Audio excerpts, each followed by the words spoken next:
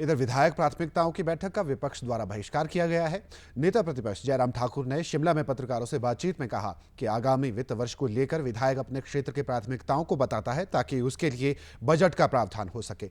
हिमाचल में बीते 2 वर्षों से कांग्रेस की सरकार है, लेकिन 2 साल में जो विपक्ष के विधायकों ने प्राथमिकताएं दी थी उसकी अभी तक डीपीआर तक तैयार नहीं की गई। उन्होंने कहा कि कांग्रेस के विधायकों में भी केवल उन्हीं विधायकों की डीपीआर मंजूर हो रही है जो मुख्यमंत्री सुखविंदर सिंह सुक्खू के करीबी हैं, जबकि पूर्व में वीरभद्र सिंह और प्रेम कुमार धूमल की सरकार में हमेशा संबंधित क्षेत्र के विधायक को सरकारी कार्यक्रम में बोलने दिया जाता था, लेकिन वर्तमान सरकार ने सभी लोकतांत्रिक व्यवस्थाओं का हनन किया है।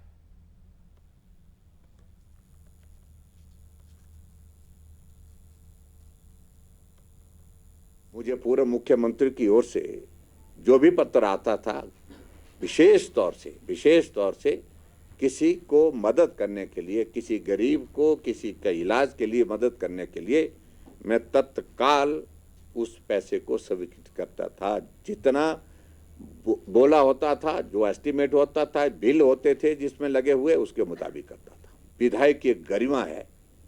विधायक एक चुना हुआ प्रतिनिधि होता है। जनता का प्रतिनिधि होने के नाते उसका अपने इलाके में भी सम्मान है।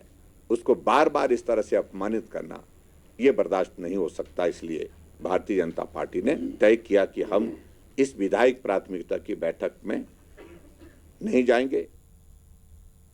जयराम ठाकुर ने कहा कि प्रदेश कांग्रेस सरकार खुद कुछ नहीं कर रही, ऐसे में दूसरों पर दोष मढ़ने का काम किया जा रहा है। उन्होंने कहा कि केंद्र सरकार से हिमाचल को पूरा सहयोग मिल रहा है।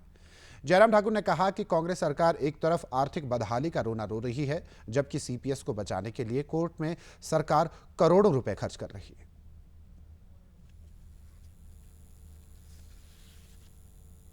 पिछले 2 साल से कांग्रेस की सरकार हिमाचल प्रदेश में है, लेकिन अभी तक रोना यही है कि जयराम ठाकुर ने लोन ले रखा, जैसा कि उन्होंने कोई लोन लिया ही नहीं।